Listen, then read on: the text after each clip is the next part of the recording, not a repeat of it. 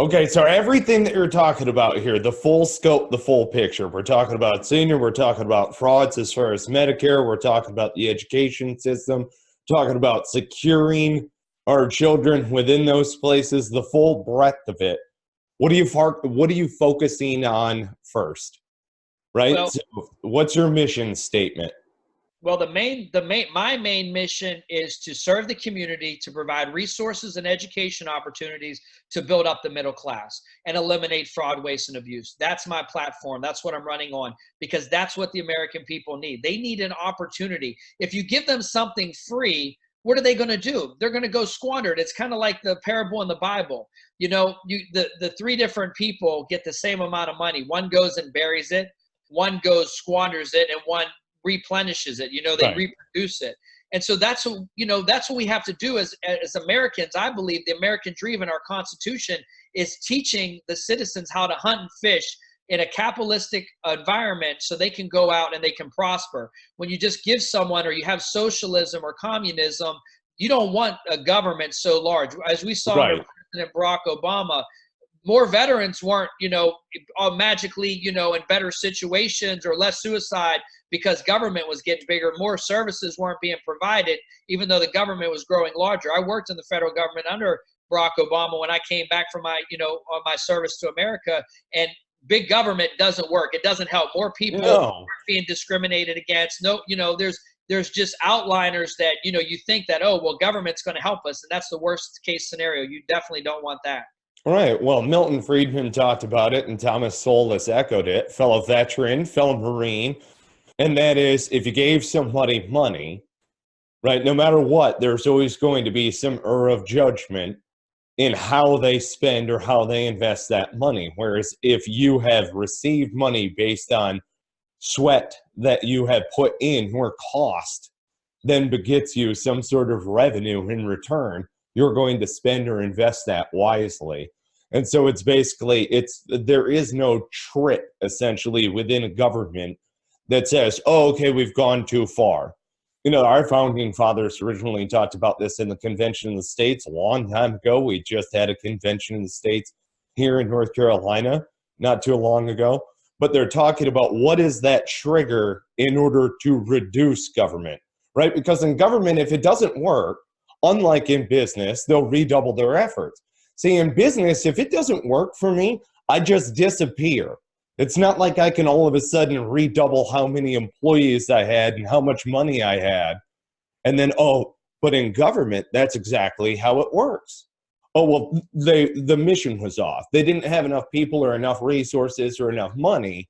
So we're going to either construct an organization that looks just like it side by side, thus growing erroneously the government overall, which is to little to no benefit to anybody except for the people who dwell within those buildings, right? And they're sapping our money, and let alone where that money is potentially going overseas, right? Because that's another huge thing that's happening, especially within southeastern Florida, where you're talking about, where there's a whole lot of money that's leaving that area and it's going overseas to, let's say, for instance, very bad people who do not mean the American voters any proper respect or anything like that. They're sending bad people our way. So what do we do? How do we reduce government? What is the trigger that we put in? How do we even eliminate some of these redundancies? Well, yeah, you touched on a lot of great things, Michael. First of all, is term limits. We got to have term limits on our politicians.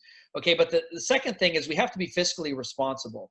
Being fiscally responsible, in contrast to what you're saying, is basically, oh, let's just have a blank check and we'll kick it down the street and somebody else will pay for it. That's why China wants to own our ports. That's why the international community, we're in debt to almost everybody, but thank God for our president, Donald J. Trump. He's starting to put America first because, oh, guess what? While we're in debt to China, the infrastructure here, bridges, roads are falling apart. I mean, drive down your streets here in Palm Beach County. You're on 95 South. I mean, you might as well just get ready for a new shock system and new tires on your vehicle, or you're going to have an illegal driving down the road that's going to try to kill you, or which this is happening. I mean, there's like 20 million illegals in America right now, Right. undocumented, and a lot of them are terrorists. They want to harm us, so that's a major threat when it comes to immigration.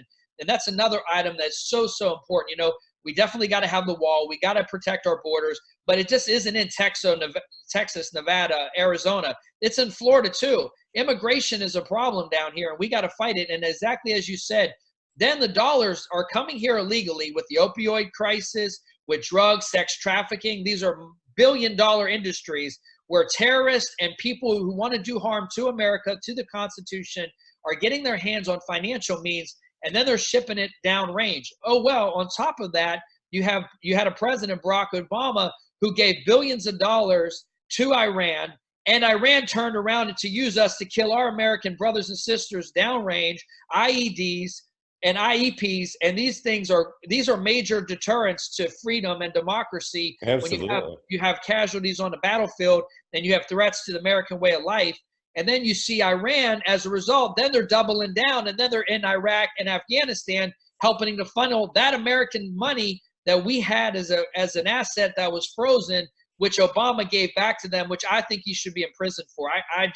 I can't understand how. And then on American planes. So we're taking American military planes and delivering pallets of cash to a terrorist nation. Yeah. Oh, yeah. Photographic evidence. I mean, it's right there. So that's the other side of this is photographic evidence. This is well documented.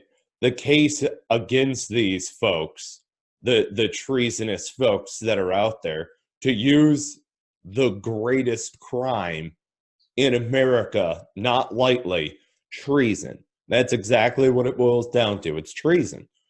And I believe that their day is coming. Don't get me wrong, as far as those people at the top who did what they did, it's not just spying on a campaign, what have you. It's making an attempt to overthrow the executive branch of the republic. That right there is treason. And the penalty for it is death.